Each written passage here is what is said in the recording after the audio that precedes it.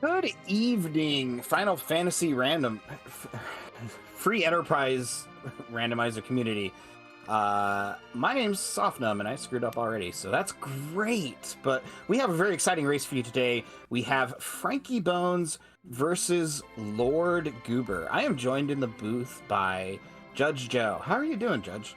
I'm doing fantastic. I'm excited for this race for many reasons. One reason is Lord Goober is my teammate, so I'm just hoping to see a fun race. Yeah, I mean, yeah. I think maybe it might be meta to root against your teammate now. Well, I mean, I know commentator curses are a thing, but I'm not certain I've quite mastered it. I don't... Right. Like, I doubt there'll be anything rude like a DKC in the Fame merch. You speak that evil and it comes to life. I'm sorry, but we have our potion party flags here, and I know that we've been rocking and rolling all week on our Eblan Elixir League, but just in case this is your first time being able to catch a race, the potion party flags are pretty unique for tournament setting for Free Enterprise, in that you have 8 goals, you have to complete 6 of them, but the win flag is on. So instead of being rewarded the crystal, when you complete your 6th objective, you just win. It says congratulations, you stop your timer, the credits roll. It's great. It really is a fun way to play Free Enterprise, and very excited to get to see it in a tournament scenario.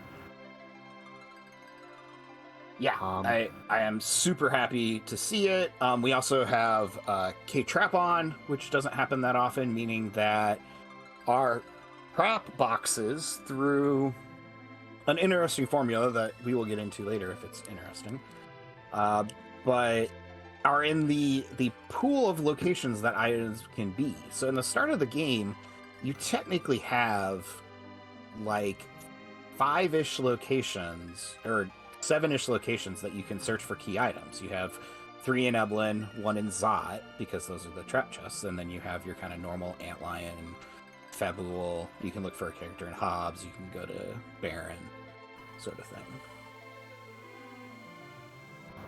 The other location that you could end up finding key items will be Demist. We may not have boss hunts as an objective, but we still have one boss hunt with Demist. You find it, you fight it, you get a key item. Sometimes it chains and it may be very required, other times it doesn't. Other times it's a ninja star. So we're underway here, and we have a Palom with us today. This is an amazing start for the runners. With the Sid hero, he starts with lots of HP. In normal seeds, early game is typically where Sid can very much shine, so getting the Sid now can really help the runners get going. Palom's very great, known lovingly as Quake Kid. He, in K-Trap, him and Rydia are the best ways of clearing traps fast, just because of the AoE damage. The Stardust Rod is the best weapon for Palom, and gives them large quantities of power fast, which could change how the runners do the early game, because as opposed to a lot of our normal flag sets, we have some interesting looting and shop settings, if you care to explain about them. Of course, but I do want to note here that we also have Palom in Baron Inn, so I'm sure that our runners here will save that check for later. But yes, so we have the flag on. I don't remember its name, but that chests may only contain gold, unless it's a trap chest, in which case it pulls something out of either the tier 7 pool or tier 7-8 pool or one of the key items. So you're only going to find GP in most places. We also have the S Wild flag on, which means that any shop can contain any item. So you could find a crystal sword in Kaipo. You could find, I think adamants are off, but you could find a heron robe in Mysteria. Like, it's just sort of like free and out there, and gating doesn't matter, so you know the Baron shop isn't going to have better stuff than Mist, so it just kind of anything goes on that front. So it does kind of it does kind of make our early game routing a little bit interesting, because you need to route in enough good box checks to get enough money to outfit your party. Lord Goober decided, we have a Stardust Rod. Let's go see actually what fights are in Baronin. Who knows, maybe it'll be easy enough. Stardust Rod was enough through the King Queen Eblan to reveal that we have a pretty rough second fight in the Dark Imps. Normally, we have free bosses on, so all you would need to do is throw one of our starting hourglasses. However, in this flag set, we have no free bosses, so all of those free bosses, they get the boss bit. You can't stop the Dark Imps, so there's 3 very angry punching enemies in that second location, and until we get some more party members or defensive gear, it's going to be a tough fight to get through. Yeah, I am kind of surprised to see somebody take it, because you don't get another character out of it. So really, it's just that key item check, and there's a lot of key item checks open. But, you know, if you're there and you think you can, then it's not too bad. Looked like that was a Rosa in the bed over on Lord Goober's side, and we have a Tella up on Hobbs. Always good to see some Blink casters in the seed and white mages. White mages are very valuable in this situation because of the win game scenario. You need to do whatever you can to get through fights. And we also have the flag no XP, so outside of trap chests and boss locations, way to grind. So being able to utilize white mage's utility spells like Berserk and Blink is very important to be able to take on some of these tougher fights at lower levels. Yep. But we're getting a pretty good party mix here. If we pick up everybody we know about, you know, Rosa can become Boza pretty easily in these flags. And you still got a black mage, and you have a utility mage in Tella, so lots of utility that is gonna, you know, kind of test our runners' knowledge of different strategies to beat bosses, I think. Yeah. Another flag we have on for this is Sea Hero, so our starting character Sid will always be in our party and will also be the anchor that agility is based on. Enemies will move faster, slower, depending on Sid's speed, and same applies to party members. One upside of Sid being the hero is, with his slower speed naturally, and the ability with the Dwarf Axe to slow him down a little further, there are no curse rings, which is the most used item in many agility purposes. However, Sid is a character that can remain slow compared to other anchors that could have existed. So that can help give you a little more control of who goes when and where. Yeah. But for sure. Oh, that's kind of spicy. Yes. We got the darkness crystal out of our antlion check. And it's spicy for a few reasons. One is that early access to the moon is always sort of a prospect. It is a at this point now free character, so you don't have to fight another boss or whatever to get your character out of it, which is nice. But also, that's a spot that's popular to fade. It's a spot that's pretty easy not to do. There's not a lot of experience there. The boxes are trash, especially in this flag set. So it's very easy to not go there. And Frankie did and is well rewarded. Although, we do have the rare seed here, where access to the moon is not strictly required. Yes, in this flag set, the King and Queen of the Fey March are always objectives. Cave Value and Masamune are always objectives. And Forge is always an objective. The other 3 are random and will change each time. With it being 6 of 8, if you get a single extra moon objective in those 3, Darkness is, at that moment, necessary for beating the seed. Even now, it still might be, because even without moon bosses or summon locations holding key items, there is still 2 trap chests. There is the last arm on the giant, and then there's the hairdryer's chest at the surface of the moon.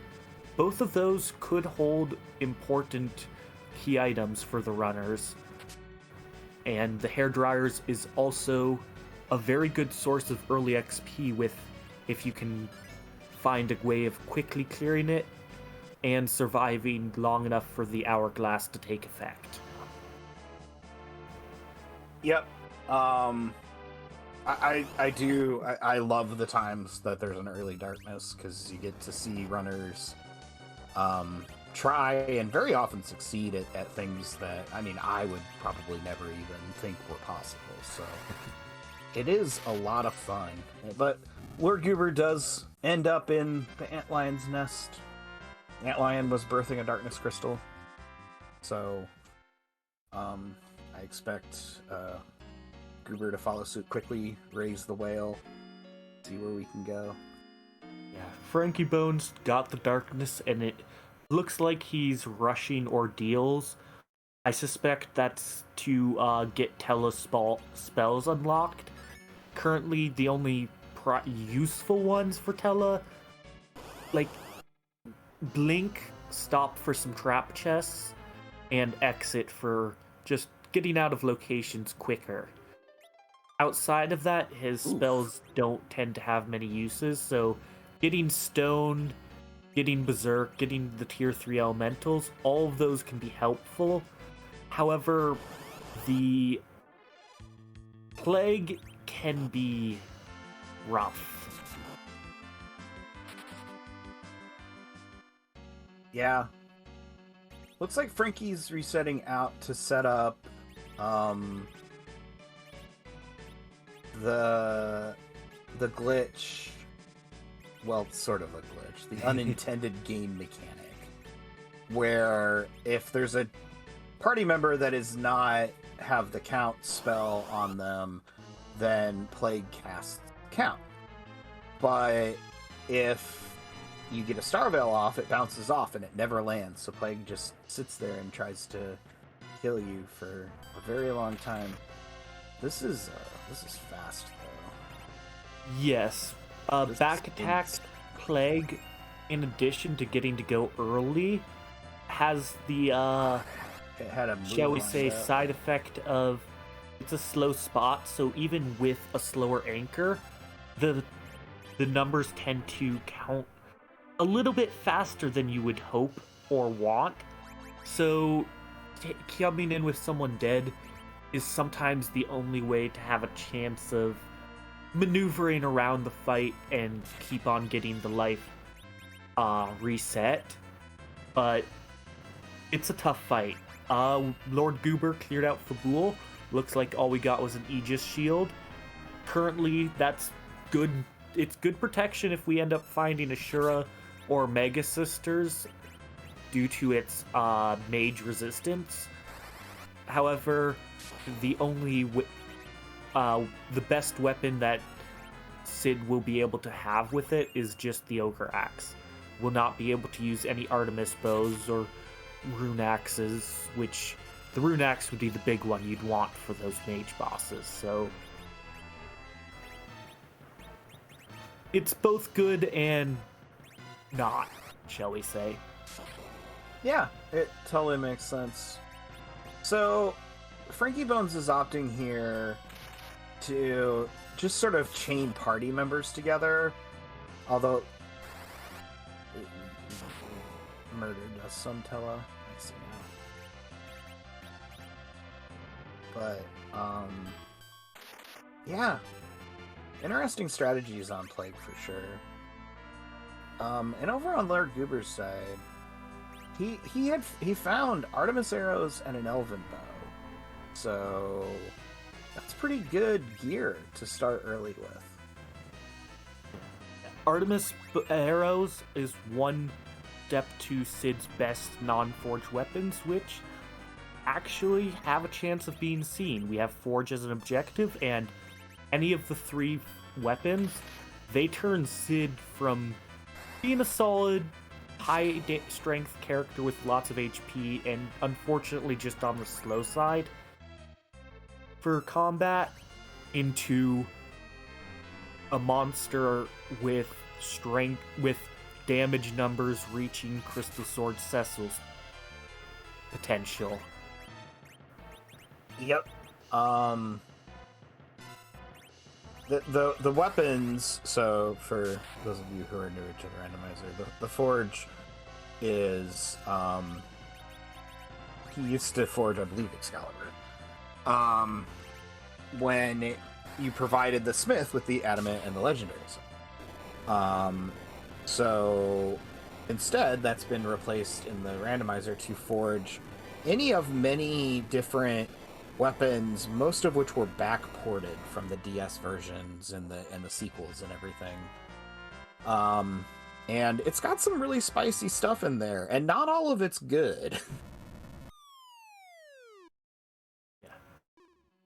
I will say the Elven Bow Artemis Arrow combo could potentially help Lord Goober clear that Plague fight much quicker, because Plague is weak to archery. Yeah. As most flying units are, Plague will take extra damage from bows, and that'll make Lord Goober's fight much faster, I believe. And as Xenocat has pointed out, and I will repeat over the words so that everybody gets it, that it is the GBA version that the special weapons are in, not the DS version. And there is both. There are a lot of versions of this game. Oh! We have an Asura here on the Crystal Room for Cid to fight solo, so in our Sea Hero flags, well, without the Sea Hero flag on, the entire party gets to come into the Crystal Chamber and fight. But with the Sea Hero flag on, it's not just Cecil, it's whoever your hero is. So you could end up with Cid or Eddie sometimes. So, but luckily this fight has very few hit points and is relatively easy. So most of the time you kind of don't have to sweat it. And actually, speaking of Forge, in Ordeals gives us one of the two parts with the Adamant Rock being the reward. frankiebones got through the Plague via starting off with a dead character, which was a very good tactical decision. Looks like Lord Goober tried to reduce the battle speed. However, I don't think that's quite going to get through the fight this time. It's a real tight window to get enough damage done.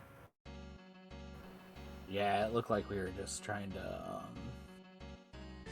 without resetting in the first set of count. Yeah.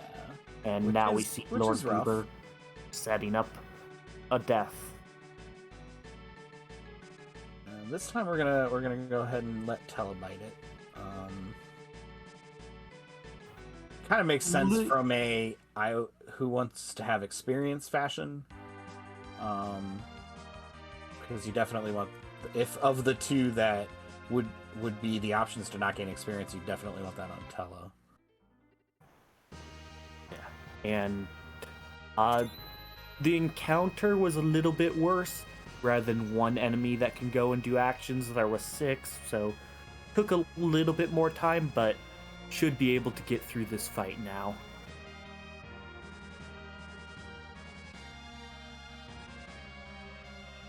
I think this might be counting faster than Lord. Whoa, that's a good crit. Looked like it was mostly. Oh, okay. I didn't make it. Oh, and actually with wow, 2000 is able to 2-shot as opposed to the first time around did get 2 actions with Sid, but they only did 1,000 apiece, so it was not enough damage. This time actually just ends up getting through, showing that apparently there is a chance to not need to go with the dead person strat.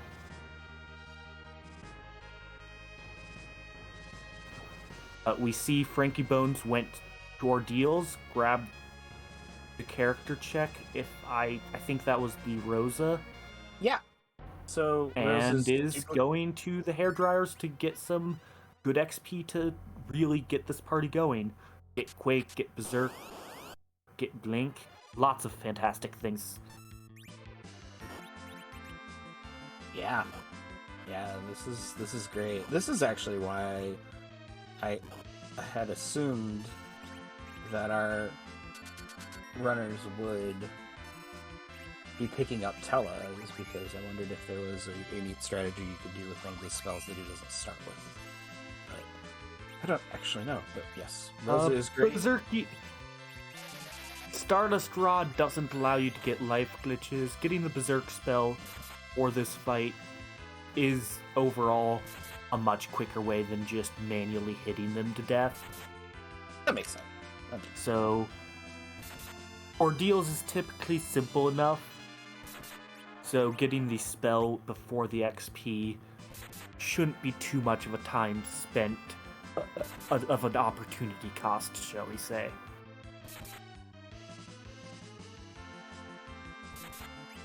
But we see Lord Goober getting through that Ashura really fast, and with the Elven Bow Artemis Arrow combo, is setting up for a more defensive Palom, and we'll see where he ends up going. If it's Eblan, if it's could be Baron in with getting the defense on Palom that allows you to potentially get a couple of Stardusts off for the Dimps would be the easiest, one of the easier ways through that fight. Could also be going to Eblan or joining frankiebones on the moon, who gets the 50,000 from Life Glitch, gets Quake, will likely also get Blink, I believe, and we'll see if there's anything important here. No, just a white shirt, which is a very nice shirt, but it's a very solid piece of armor defensively, especially for its ability to make white magic stronger. Tella can very much use that if you rely on him for any sort of healing. For Rosa, in many cases, I believe you'll prefer the Heroine Robe's agility boost and a little bit better. I believe the Heroine Robe's a little better defensively as well, but it does reduce your it reduces your white magic, so you'll want with the Heroine Robe a life staff to counteract that. Yep, for sure. We see Artemis bows, which that means with the Artemis arrows that Lord Goober found, we have we have Rosa's best weaponry or Sid's best non-forge weaponry plus Zeus gauntlets. That could be... We could start getting some larger damage numbers real fast. I wonder if Frankie goes to Eblan. I think that's what I would do here. Go to Eblan, because that's going to be one of your biggest sources of money, and you just saw, like, I think 2 million GP you wanted to spend or something. Like, literally. Yeah, So, 160 for 2 Artemis bows. If you have the extra cash, they're useful for agility manipulation purposes. So you might take a third for, as odd as it would sound, Palom. You don't use it for fighting, you just start with the Dawn. He's 10 agility faster, makes him go around, and then you switch right on back to the Stardust Rod. It's a useful strat to make your party faster than they necessarily are. Yep. And Lord Goober, kind of following Frankiebones, taking a lot of the same pathing. The pathing's been fairly straightforward here. I think that there have been a lot of options that I would think were defensible. I don't think this was the obvious play, but... The big difference is Lord Goober had that early Baron Inn check, so does know about who's in the second spot, and also has completed the Fabul defense at this moment as well. Yep. So good things to know. If Fabul defense had, produced something like an Earth Crystal, would have been a great find. So definitely, in my opinion, at least worth a check. So, and thank you all everybody that's coming in from Velocity Friends channel. Velocity did commentary early today on the first 4-way match. So, yep, we're doing taking sort of a different path here on the hairdryers, but... Yep, this is what I think this is in part because Tella ended up getting killed. However, so just used what was available to start getting some damage before. Still able to get some life glitches. And we see Frankiebones from the Mad Ogre chest used the Ogre Axe to real quickly get through that chest and got the tower key. And a power shirt it's no heroin robe, but for Sid, it's probably the best thing we could have found. But gets the tower key, which we'll see if it proves useful, but could be not. At least it's a key item. Yep. I mean, we do... Yeah, Tower Key gets us an objective, right? Or am I missing what Launch the Falcon is for? Launch the Falcon... No, that you're thinking of the Super Cannon room. Launch the Falcon is complete the hook route. Oh, that's right. So it's like the same animation in my defense. With these objectives, kind of a bare bones minimum, we have the Darkness Crystal. We're going to find the Magma Key somewhere in the overworld. It is Force Magma. That will allow the runners access to the King and Queen of Feymarch objectives. After that, they just need 2 of the remaining 4 objectives if they think they can take on those fights. So that would be the Pan, the Hook, the Baron Key, and with half the Forge already, Legend Sword. They just need 2 of those 4 key items to be in a potential go mode. Yep. Lord Goober is checking K value. I don't necessarily expect at all to complete this fight. However, getting the knowledge of who you might have to fight, if it's bad enough, you might just decide you need another objective. And, well, that's actually very doable. Yes, they'll punch hard, but once you have enough levels to survive it, you'll just need to get one quake, maybe a little more if Palm's wisdom is or low rolls, but that's a very doable fight. So, very much not something you will walk away from and try and do any other objectives for.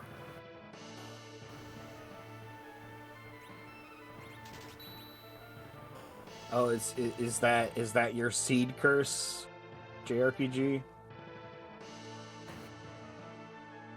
Albrina's in Bahamut? I mean, it's not much of a curse. It's like Judge said, it's... Could be a little bit of a blessing. Yeah. If it gets to the big doll form, that's definitely not great, but outside of that, very doable. And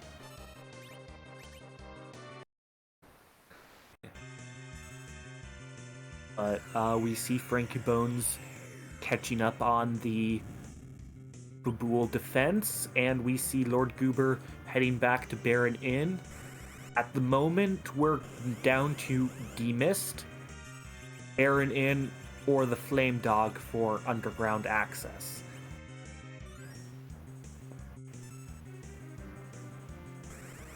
And with that quake, these dimps are very done. Plus the faster anchor, it turns it from needing incredibly good rolls to being very simple, and we have found underground access. So we'll see if frankiebones heads to the Flame Dog or to Baron Inn now. Yeah, but I bet Lord Goober feels behind at this point, even though he's really ahead. Just on account of, at least I would notice immediately that it's only been one check away. And if there's something really valuable or interesting down there. Yeah, okay. Neck and neck is pretty good. Yeah. They're pretty close. That power shirt from Eblan is definitely a strong advantage. Both runners now have access to Artemis and go with Artemis arrows, so they should be able to really start putting out damage. With that, they both have Berserk, but that power shirt is the difference in... That can be the difference between taking 5 hits and taking 4 or even 3 hits to kill an enemy. So we opt to come back, Frankie does here, and picks up the Zeus Gauntlet. Really kind of all that Frankie had the money for, but decides it's important enough to come in there, and that's just stacking damage on top of the already extremely potent combo that Judge is pointing out.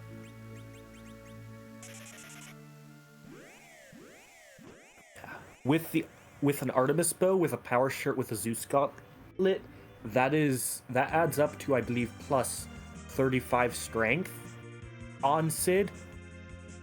Even at a low level, 35 strength is a lot of multipliers. Eventually, Sid will reach an amount that out, but it's very good. It looks like Lord Goober is switching to Rosa for the damage, which will slow down the anchor a little bit. So Rosa will be definitely going first, can self-zerk, which can be a very effective way through fights.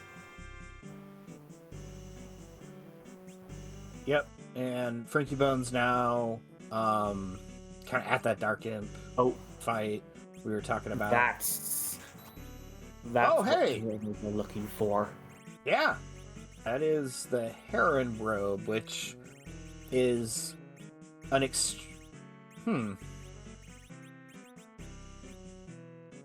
It's plus 15 strength, plus 15 agility, which it's the best offensive piece of gear for any of the female characters, Rosa, Rydia, or Porum.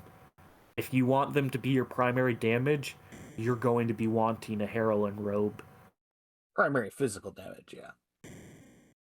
Sometimes even Rydia Bahamut, you still might want the Heroine Robe for the agility boost. Yeah, but it does have that... it individual basis, but the safety aspect of it can be very helpful. Yeah, fair enough. But a lot of times Blarg's gonna Blarg, so... It works because it is Blarg. Yep. It's Blarg and whoosh. I'm trying to make Leviathan.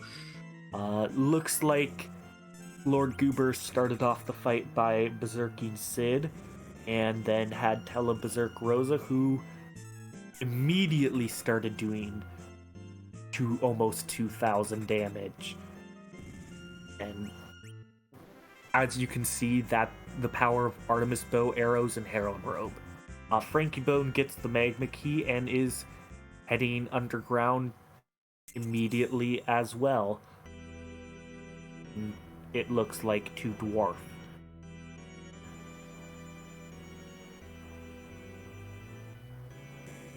Yang is walking menacingly towards us. We do not get a fifth party member.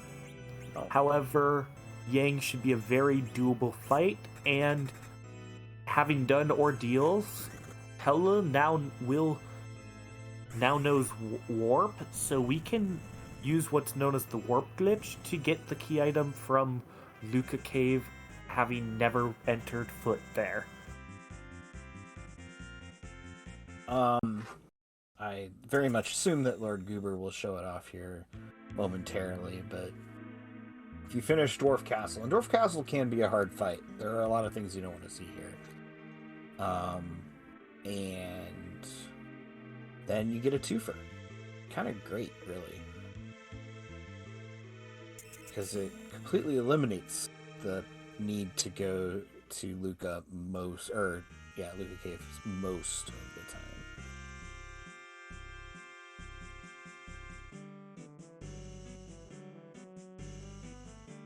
And Frankie Bones getting through the Octoman fight as well. Looks like we're choosing Sid over on the side, so... I don't know if the shopping's been done yet, so with the power shirt with the Zeus, even with the Heroine Robe, Sid has a higher natural strength, so we'll be doing more damage with all of that, as you can see by 2,800 versus 2,000. But we get both the Twin Harp and the Hook. Of those two, I'm a little more interested in the Hook. It's an objective. That means we're one objective away. And it also leads to 2 trap chests, which could both hold important key items. Yeah, it's great when you can get in here and check those chests, because I've found a lot of stuff in there in my practices anyway. Continues to fade Eblan for now. Is heading towards the Hook route, leaves a save in case something goes wrong, and it also so there'll be 1 trap chest here, 1 further down, but there's also a character check, and the current character flags, there will be 7 characters in a seed, but we don't allow any duplicates, so with only 7 characters, you are going to be finding copies, as seen with the Palamon Dwarf. But until you can find 5 unique characters, you'll be running short of a full party, and, well, very doable. Just having extra bodies makes a lot of fights easier, even if it's just one extra target to get punched as opposed to someone important.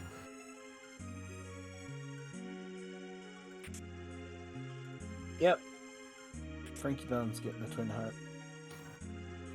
Which is not an objective on our card today.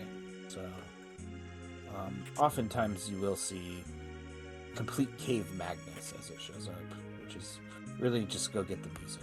At least that's what I do it for. And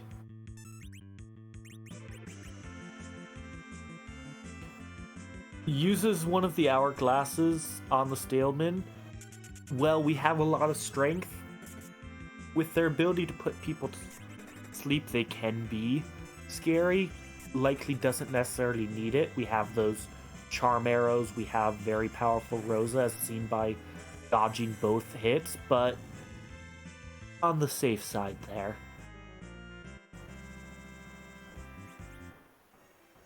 Just a wizard shirt, but still one more key item check left in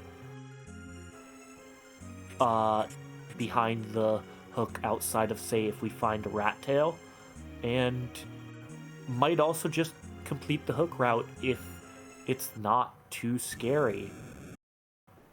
We see yet another Palom. That'll be our fourth Palom this seed, but it's simply a Leviathan fight, so should be pretty doable. You can head down, check the Mad Ogres, and then decide whether or not you want to take it on. Yep. Can definitely be a good play. frankiebones opting to kind of complete the underground here finds his way into the May March. Yeah. Is doing some looting here. Very quickly finds the warrior chest, but immediately resets. If you want to keep your HP up while checking for the warrior's chest, you can cast Float. Tella does know it. But besides to just find it and then heal before, and all you need for this fight is probably one Quake. Looks like we're going with that strat rather than any hourglasses, and with, I believe, probably the crystal ring equipped, Palom is tanking hits very easily. Yep. An endgame fight. Feymarch is an endgame area. So, not something low-level parties can even really choose that effectively. And there's that rat tail, which is the third key item location that requires the hook in this format. When we see that, and when we see what's from these Mad Ogres, we'll see if the hook leads to any other objectives, or if it was merely useful for some shopping and the hook route. Yeah, it's always going to have gotten them the one objective. But, yeah, it would be really nice to chain this into a Baron key. That's go mode. Technically, if you can beat the Feymarch and the Masamune altars.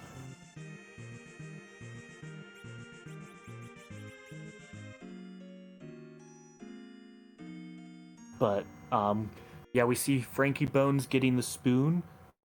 We don't have an Edge, we don't have an Edward, so it's one more on the step to 10 key items, which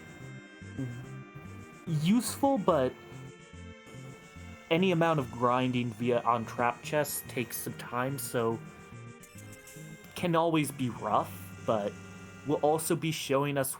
Oh no. That is terrifying.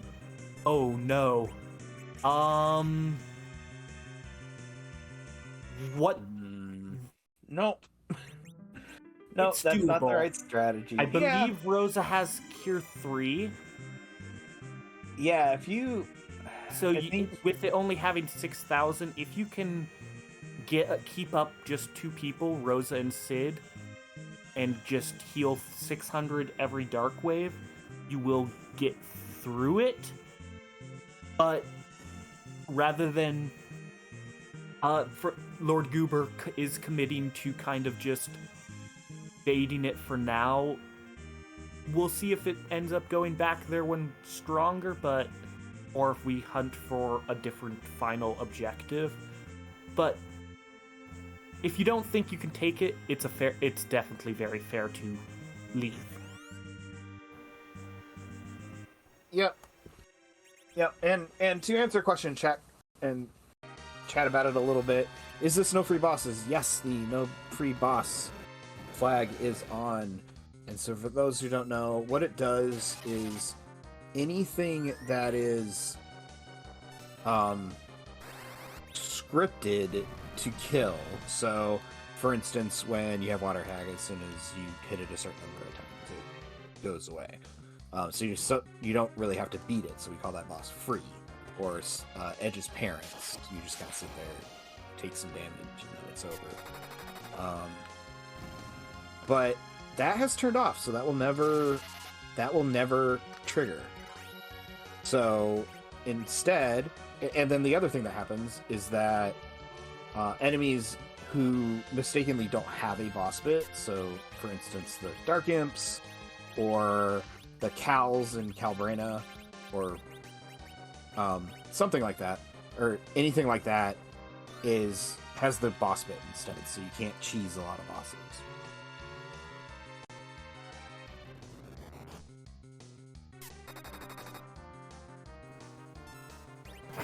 Wow, survives.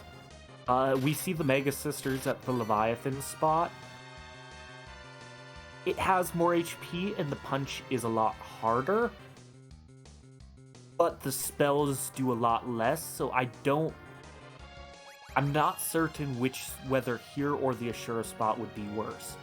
So rather than taking 3,000, that would be 3,000 plus to whoever it hit at the Ashura spot.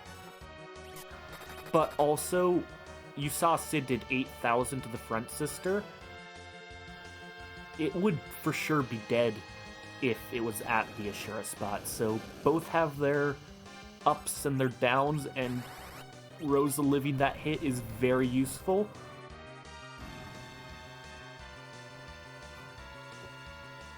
But... yeah. And part of the strategy that top runners use, and so I don't use it at all, but is knowing how that affects the boss, and knowing if something's going to be particularly punchy or particularly not punchy is an extremely good skill to learn, because that is kind of how you dress your party in order to succeed at, a task that many people find impossible. Yeah. And with the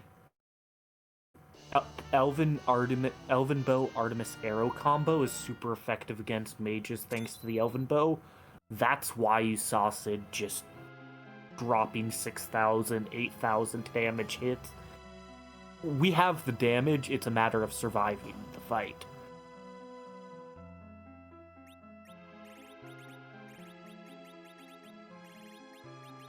Yeah. Uh-huh. So,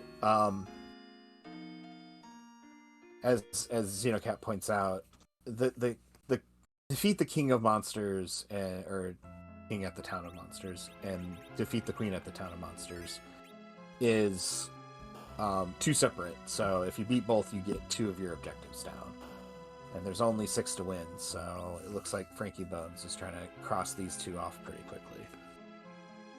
Yeah, they both looked very doable. Odin's a little less doable, I think.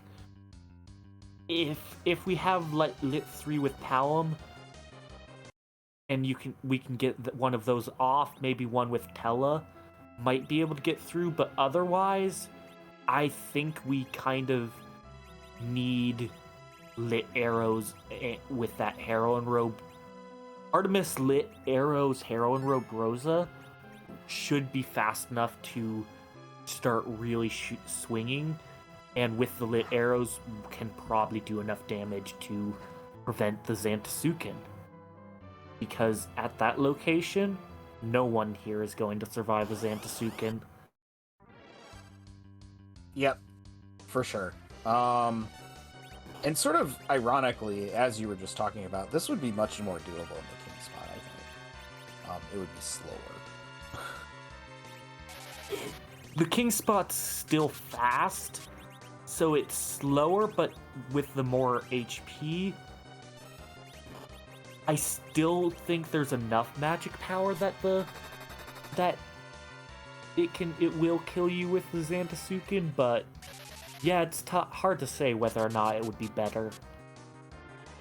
Yeah, I guess I was thinking, like, the more time you have to pour on this kind of damage, and you're right, it would be great to have lit arrows here. With that glass hat, I think we're going to be fine. I believe we're going to be getting 2 lit 3s off, which is over more than half the fight.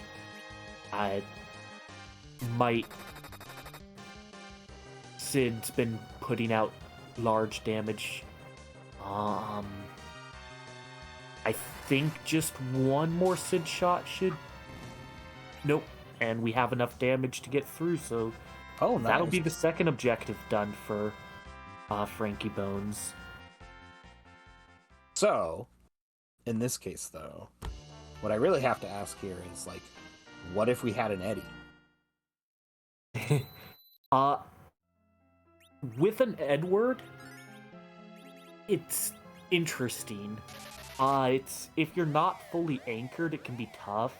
Right. If it's what you would need if it's too fast, it's gonna be like impossible. But it's very doable. We have 2 people with a slow spell. We have a way to get a blink off. So what you would need to do is get a blink on Edward, get 2 slows cast before the first Xantasuken, and have Edward hide. After the second one, Edward should be fast enough with an Artemis bow if you have a slower Sid to get through. So it would definitely be possible to do Edward strats, which for Odin on his third when he raises his sword for the third Xantasuken, if you go and use any sort of lightning damage during that window, it will Thunderstruck as it's called, Odin, and instantly kill him. Does not matter how much HP is left, he is dead. Right. And even with no free bosses, that's not qualified as one of those free boss wins, because it can be tough to do, so it really isn't a free boss. Right. Even doing that.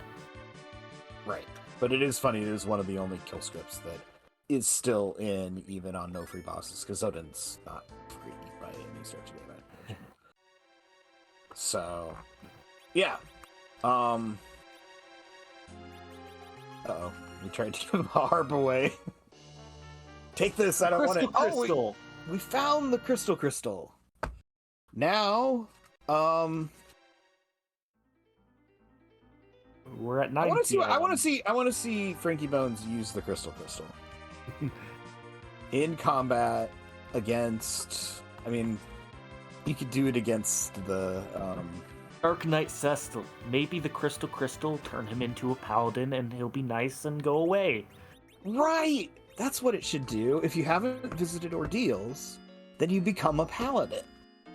Because you have the crystal. I mean, what are they going to say? No?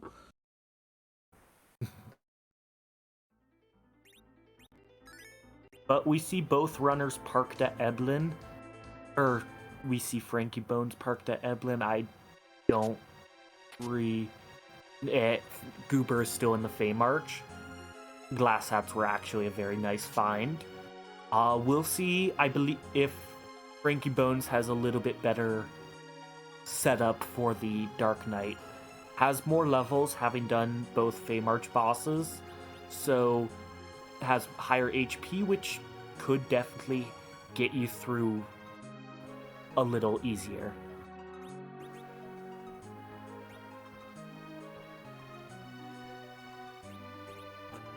the other thing about frankiebones heading to the hook route is that puts him on track to finding the legend sword, which would, in his case, be go mode.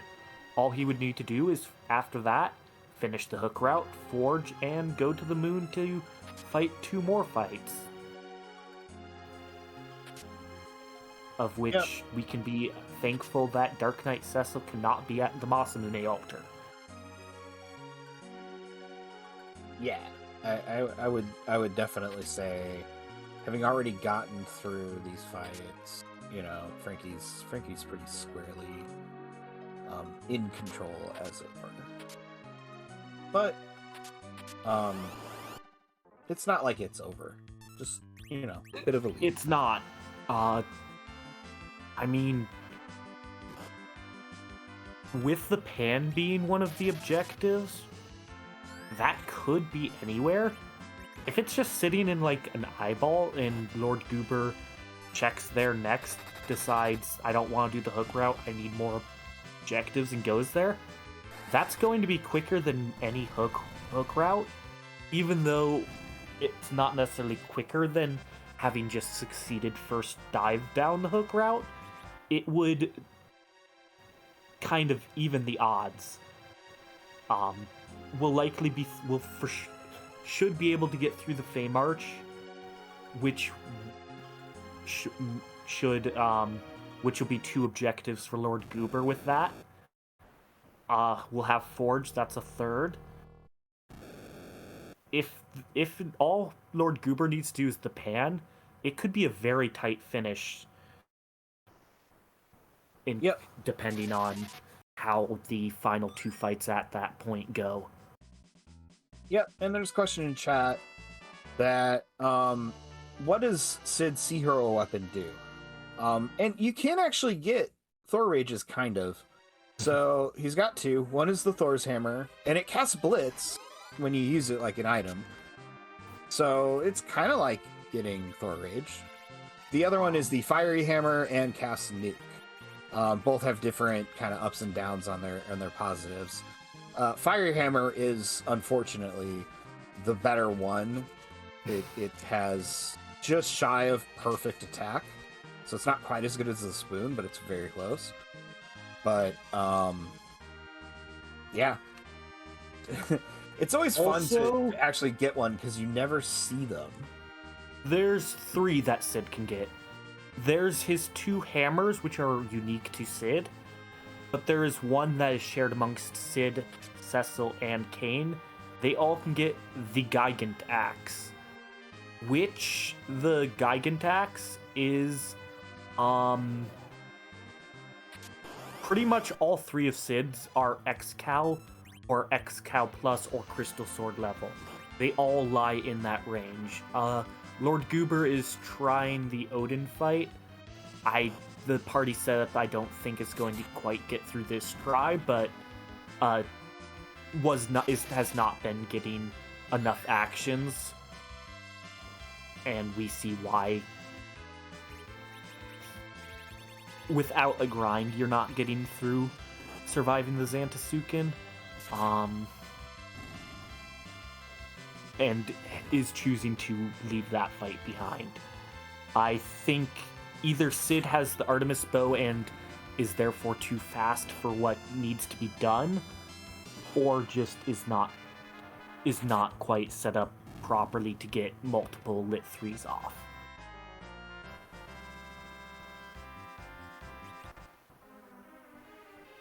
Yep. There's the Legend Sword, so that his Legend Sword. Yep. And alright, I got distracted for a second and it looked like he was heading back up, but no. He's heading to finish the hook route as well. We'll see how the DKC fight is handled by him. And we see Lord Goober taking on the Eyeballs, which, with the Tower Key, we have up to 6 key item checks in this tower, so very likely to be able to find some key items that could be helpful. Pinktail for this party is unlikely to be much. Could be a Moon Veil, which who knows? But outside of that, I don't think we care about most things. Yep, we see Frankie switching to the white shirt for better healing, going to lowest battle speed, and should be able to squeak by, I think.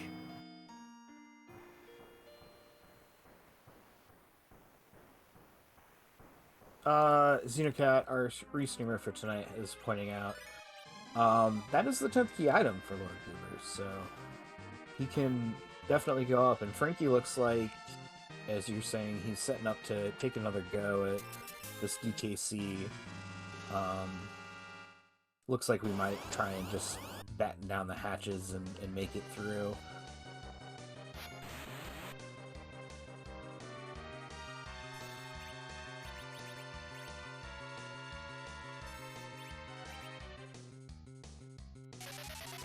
Yeah, that Cure 3's able to heal enough. Just need to be able to get the Cure 3s through. Sid can be used as a chemist. Rosa can likely survive too, so if you can keep Palm alive through the second one, just looks like probably needs 2 Quakes. Rosa survives, we get the heal off. Palm's gets healed to full, should be able to get another Quake off and finish the fight.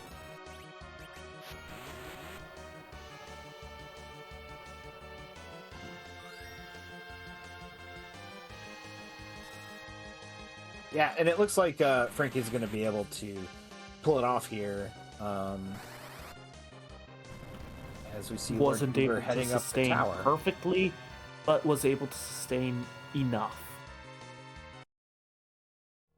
Yep, definitely one of those. We're probably going to run back and save, and bring everybody up. We're pretty strong, restored, but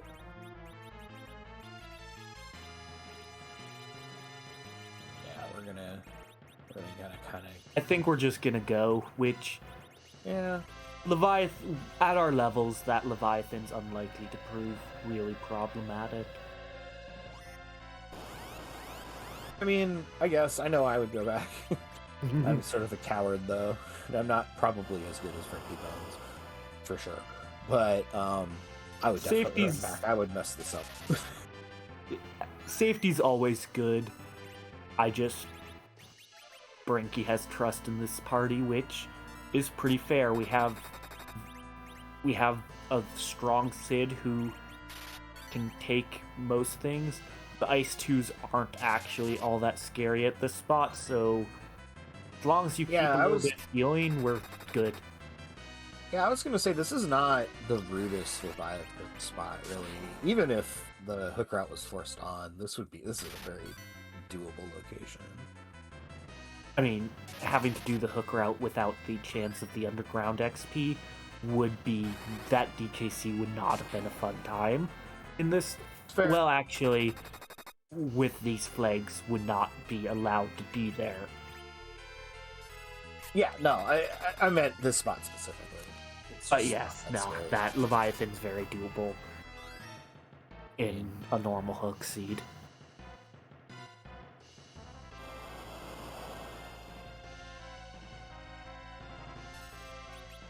Yeah, as our restreamer pointing out, when the no free flag is on, DKC can be considered impossible at some levels. So is removed from the pool along with Val and some others who just like, nope, these bosses are just no fun when they show up. You used to be able to get them. That check hasn't always been there, and you would see just agonizing RNG pushing against the hook route. But yet Frankie Bones is through the hook route. That'll be the third objective done pretty fast. Then we'll just need to turn in the forge and finish the last 2 fights for Frankie Bones. Looks like we'll be moving. Looks like he's moving pretty swiftly to the end. We'll see if the final boss of the Masamune altar changes things. So it looks like we might be having a little bit of technical issues on frankiebones' side. I do think that this choice of freeze frame is hilarious. We're floating. It's giving me the giggles here, a little bit, because it is just okay. Well, as our restreamer sees to this for us, we will watch Lord Goober do pretty good work of Evil Wall here. Didn't look that fast, so definitely could make that damage check. Oh, and we found some money. But we don't need money. Well, look. So it's far, fair. We also don't need a crystal sword. I mean, we'd probably take a crystal sword if one fell into our lap, but... Yeah. So far, it looks like there's been nothing important in the tower. We'll see if the tower key changes that, but outside of that, it leaves access to Baron in the Pan in either Sylph Cave and Sheila, in the last arm chest on the Giant, or behind the Twin Harp. So we'll see where Lord Goober chooses to go next after that. Yeah, for sure. I definitely think you would probably try at least to start with the Twin Harp, and I would certainly hope so. It would be nice to use it. With this party, I think I'd go for Sylph. We have, especially since you're technically in go mode. Sylph acts as a twofer. With the 10 key items, it'll get you levels, which one means the hook route will just be infinitely more doable if you choose to go back to that, and two could also make it so you need to do the Odin. With Sid being such a slow potential anchor, well, I guess you go to Baron because it's an objective, but yeah, I mean, it wouldn't be my first choice. Yeah, it wouldn't be my first choice kind of outside of it, unless I just kind of, didn't care, but I don't think that is the with the Artemis bow and the crystal ring, I believe can definitely get Quakes off in time with the right party setup. So that helps make Sylph doable. Ooh, we got the better of the two. The less thematic of the two, but the better of the two. And with the fiery hammer can act that you don't need the Artemis bow for large amounts of damage, so you can go with the slower anchor. Still probably around 14 or probably around 15 agility, has gotten a reasonable amount of levels, but can be worked around. Yeah. It doesn't come with a nice malice like some of them will.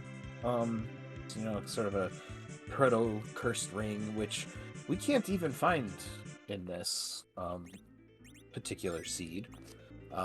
Just like the adamant armor and other such niceties. But now I have a question for you. Uh-oh. Do you remember who the Bygone spot was? Yeah. It was guards. Oh, alright. I don't... Always good to see if we're able to remember. I definitely have forgotten at this point. My mind was saying Mom Bomb for some reason.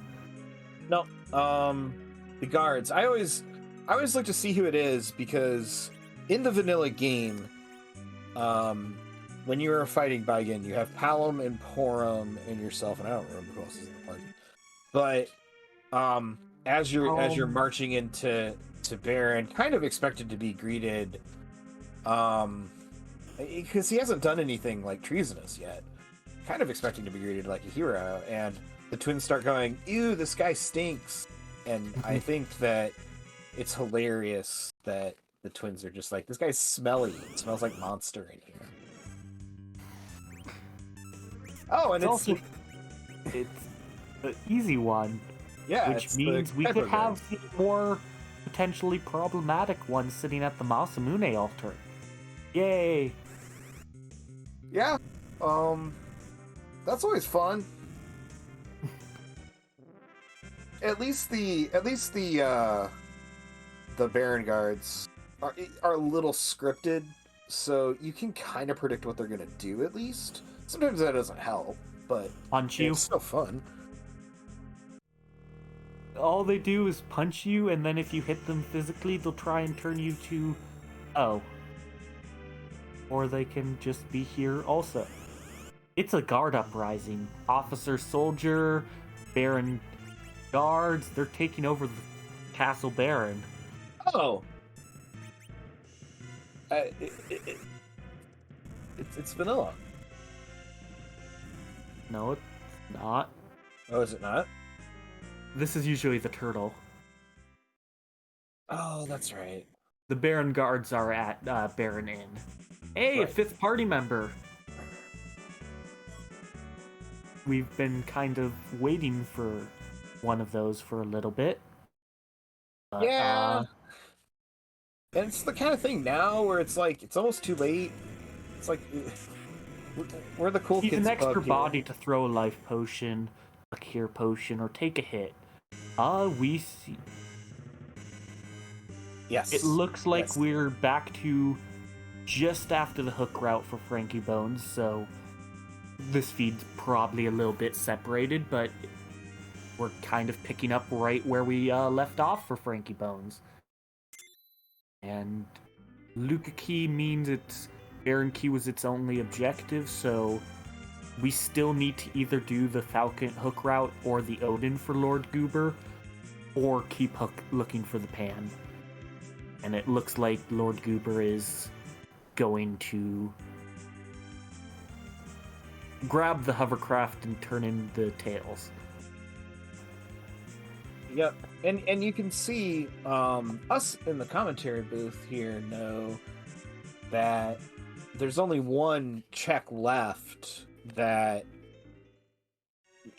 would lead to a key item, and it's the one that we're locked out of. So, it is. There's still the Earth Crystal, but yes. Well, that's not an objective, is what I'm saying. Oh yeah. All the objectives are, you don't get anything in this flag set from Cave Muhammad or the Masamune altar. You're right. There's no. You can't just do an objective and hope for a double. Yeah. Outside of D-Mist, but yes. Yes, we are always, and yes, the warp glitch is on in this flag set. So, we both did the warp glitch a long time ago at this point. It was one of the first things the twin harp. Yes.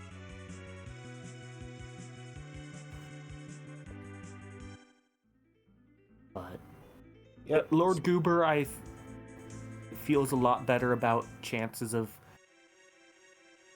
taking on the hook route. Heads on back. Like, I suspect we'll head to the moon after the hook route's finished, and we see frankiebones is on the moon, and is going to get the very fantastic, amazing news, it's Calbrena dolls. Because I don't believe frankiebones checked this yet, but Lord Goober has that information from earlier in the seed.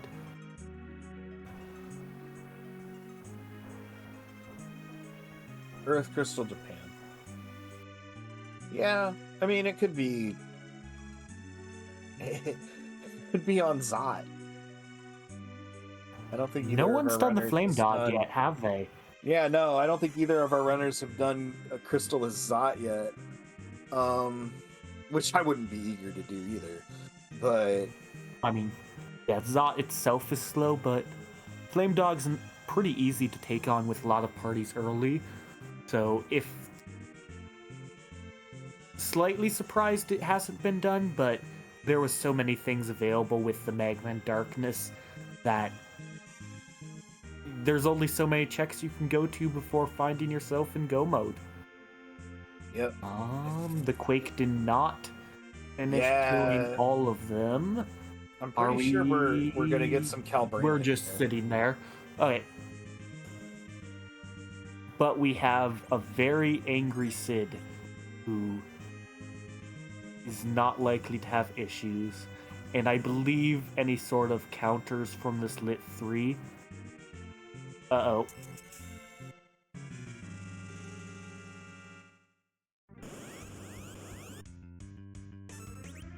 Are percentage based. Just not hitting us that hard anyway. Oh, and goes and... Well, that's what I was nervous about, was the charm.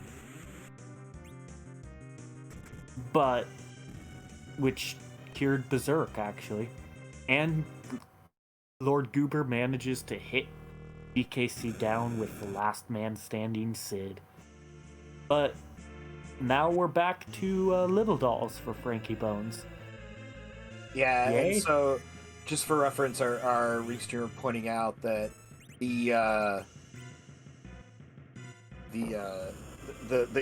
technical issues have increased frankiebones' absolute delay, so there's a little bit of lag between our players now. But so that means that frankiebones actually did this fight first, which is kind of interesting.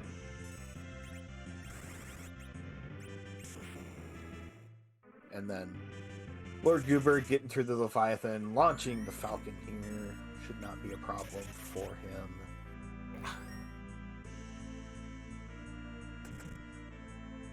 That Sid is putting out work.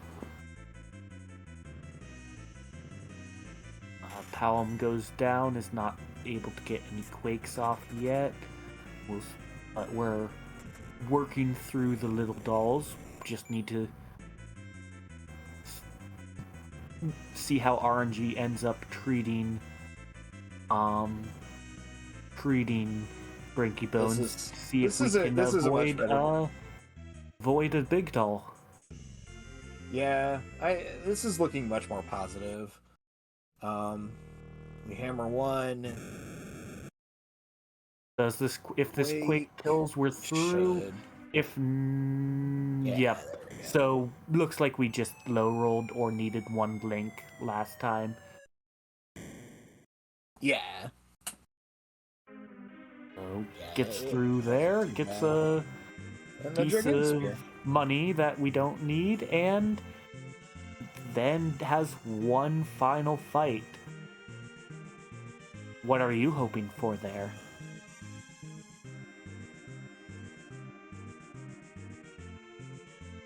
At the Masamune altar. Have we seen I'm getting a lot of sea bleed right now. Have we seen Antlion? I don't think so. I don't think we've seen the Gauntlet. I don't think we've seen Golbez. I don't think we've seen I don't want it to be Golbez. Golbez is too easy. Even though I am on team Golbez, and Golbez. he's too easy for the final fight of the game. We have Heroin Robe and Crystal Ring for anti-paralysis. Can likely just get the RNG to work out. Might even have a ribbon. But yes, if you can get the Starvale off, fight typically is over. If you can't, that's where problems can arise. Yeah, we're not really at what I would call Z levels here, which would not be a great thing to be at because we don't have that fight. It's always a little bit scarier. Most things are doable around this time. This is maybe a little early, but we have Antlion. The counters should be fine. We're likely to dodge them most of the time. We have pretty solid defensive gear with crystal rings and glass hats, so should be doable. Gauntlet. We have Fiery Hammer Sid to really give Evil Masks a bad day. Yeah, I mean, we got DKC out of the pool. Not certain what more we could really stimmy the runners at this point. Yeah. Most of the bosses left. I mean, everything hits, pretty hard there. So, or at least hard enough. So stuff like Water Hag, not very much fun. Or I mean, just kind of easy. You just have to fight through its HP, basically. And Lord Goober also gets big dulled, so looks like at this spot you need one bluff from Palm with Quake most times. Yeah. Hi, Golbez. It's Golbez! Hey, boss! Let's see. Heron robes on Rosa, crystal rings on Palom. Those are the two people you want alive. Nope, just Herald robe on Rosa. That's who you want alive. It's a 50-50.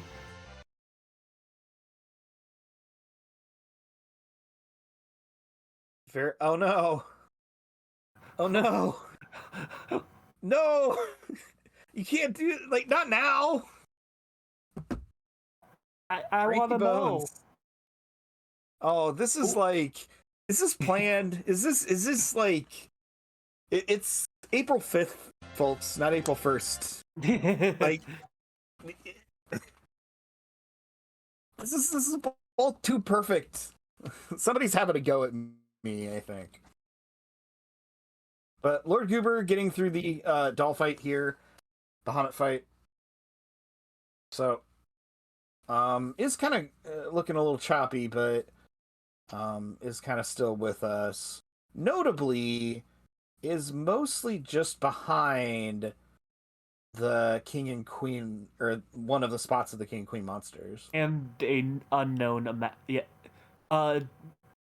With the Baron objective, is also Golbez's is the final fight for Lord Goober. So it's just behind the walk and the fight, and however much extra delay has ended up on frankiebones' side. So we'll see how this goes for both runners, hopefully. Yeah, I guess we're gonna go see what's at the Masamune altar. Was not actually expecting to call Golbez.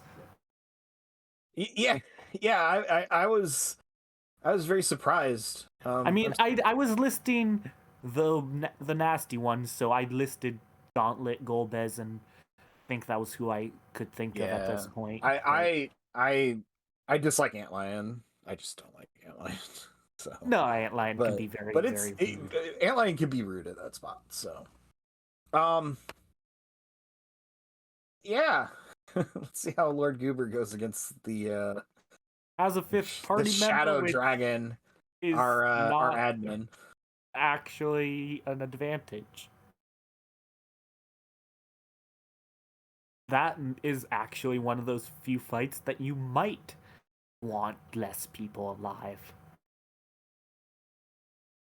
Because instead of a 50-50, it's like only 40% chance. I don't actually know the full odds, but if you only have one person, you have to survive you have to get a 4 and 5, a 3 and 4, and a 2 and 3, as opposed to simply a 3 and 4 and a 2 and 3. So, slightly worse odds of getting one person who's not iced through. But, as always, we have white mages, we have Tella. If the first try doesn't go through, can always just reset up and ensure everyone can be able to veil. Yep. So here we go. Ha ha ha again. There's even a chance, if you're fast enough with Rosa versus Sid, that you could get a mute off with Rosa, which would work. Same same way getting a Venom off prevents paralysis, but we do see definitely has a crystal ring on Palom as well.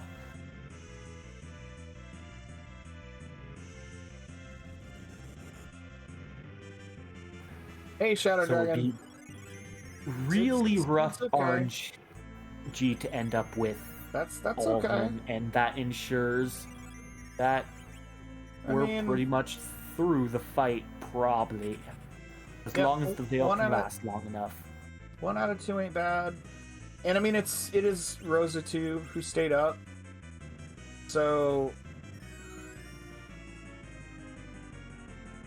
looks like we're trying to take it down. Hella. Oh. We must have mismenued. No. Might have just intentionally aimed at the corpse.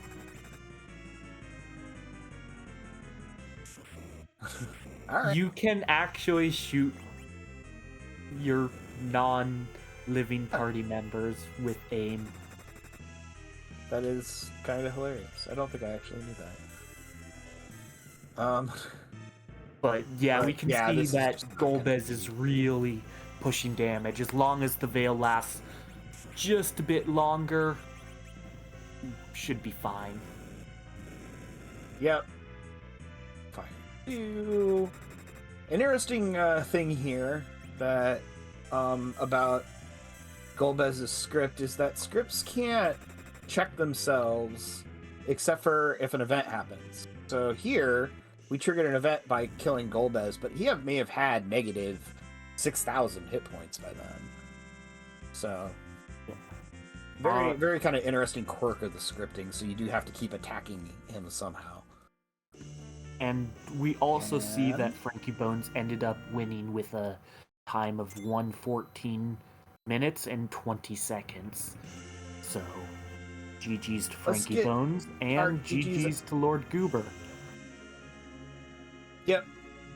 GG's to both of our runners tonight. Despite kind of the couple technical hiccups, it was an extremely fun race.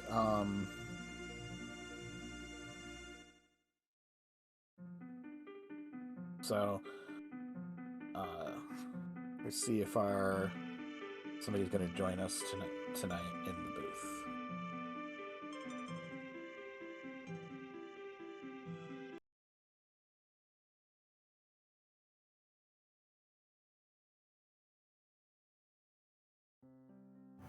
Oh, thank you everybody for watching. What was your favorite part in this seed, Judge?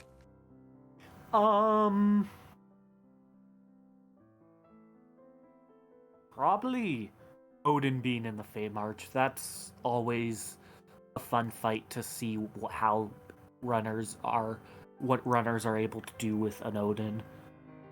Can be lots of fun. Yes, and another note on our restreamers kind of comment here is that it will kind of take a local copy, and we are joined by Lord Goober. GG's Lord Goober. Oh boy, that was definitely an interesting seed. It certainly was. So I had just asked Mike, your teammate here, what his favorite part. What was your favorite part of this seed? There are so many good parts. Oh, my favorite part? Honestly, I think it was when I charged Upper Babel and found that second half of Forge and went, oh, cool. Oh, wait a minute, that's kind of useless to me right now. Here's my comedy haha moment. I forgot who the hero was, so it's like, oh, Palom's got to start us run already. Plus 15 wisdom from a Triton, that's not going to do him any good. I gotta leave that Forge until I'm done with the Elder World. Oh no. Oh. Oh no. That does explain why it took a little bit longer than I expected necessarily, but you got the Fiery Hammer eventually, and you definitely made some use. With that Fiery Hammer, I think I get through Odin. And just a note here, frankiebones stream did come back. We saw Frankie do the last fight here with our boss, in my case. I also laughed. I started laughing when that happened because when I saw Golbez there, you wouldn't believe how many seeds I've rolled of this flag set where Golbez is right there. Yeah, Golbez is not too bad to find there either. It's a classic. Yes, it is. Golbez there, Antlion, anywhere on the moon, but especially Cave Value or Crystal Sword Altar. Those are just classics to find. Yeah, I think the one part of my early sneakiness that I did that I probably should have tried the YOLO would have been when I peaked Cave Value after doing hair dryers. Because I think Hallam with the Crystal Ring survives the first wave of punches from the dolls that get Wake off. With the levels, I think would need a bluff, but if you can get one bluff and one quake, that might have been a fun way to get shall we say, early moon objective. But yeah, I knew that one was gonna be easy once I got through it, and I even went through it with Big Doll. Yeah. Frankie did end up with Big Doll too. Just not enough damage output, unfortunately, in that quake. Yeah, other than that, I mean, it was a pretty straightforward seed, and you had the early darkness, and I almost had the 5-minute magma key. I tried that there and in. Yep. If it wasn't the dimps, I could see you getting through many fights. Right. There. Especially the single punchy ones. They're so punchy. Or if I had gone back after fighting the Crystal Ring that I did it for 10 minutes. Yeah. Crystal Ring probably would have been enough. Plus agility, extra defense, might have been just what you needed to get 2 Stardusts off. But it was lots of fun to see you try some of those fights. Yep, it was an extremely enjoyable time watching what you. Other did we ever see characters 6 and 7? No, Frankie Bones didn't see any characters you didn't. Okay, they must have been Earth Crystal, Package, and Giant. Yep, yeah. I believe those are the only character locations that you did not check. But yeah, Frankie Bones actually ended up with only seeing 4 characters distinctly. Having not done Baron Castle, which that was a fun set of bosses there, wasn't it? Yeah, it was. I mean, the Mega Sisters was no problem because you remember early in the feed I think it was Silvera had the Elven Bow. I left, turned right round, bought it, and you saw that got me right through the ordeals, and it made that Leviathan spot a breeze. And Odin can be tough. How the heck does Rosa miss a berserk on herself? That's called Heroine Rope. I was gonna say you had a Heroine Rope on. 25 will. Yeah. It's an unfortunate situation when you're that stacked. It can happen, but it always is disappointing when it does happen. Yeah. Yeah, I mean, I'm used to Tella missing lives, but that's a bit ridiculous. Other things that are very highly accurate that Heroine Rope can make not accurate. I've had Rydia miss Cockatrice on eggs, is honestly probably the other major one. And anyone with a Heroine Rope missing Blink or Berserk is a sad day. Yeah. Missing the Blink save. Missing on yourself is pretty big. Just does not give a great look. Yeah, I am going to be angry and shoot. Or not. Yeah. But at this point, I mean, it is almost midnight night my time, and I've been up since 5 a.m. I am getting a little tired, so I'm going to go ahead and let you guys go. GG's again on the race. Was lots of fun to watch, and hope you have a good night as well. Yep. Okay. Yep. GG's. So, Frankie Bones, due to the internet issues that we obviously saw occur here, has chosen not to join us for a 5-minute delayed interview, which is understandable in the sort of circumstances. So I thank everybody for joining us, and good night, Free Enterprise.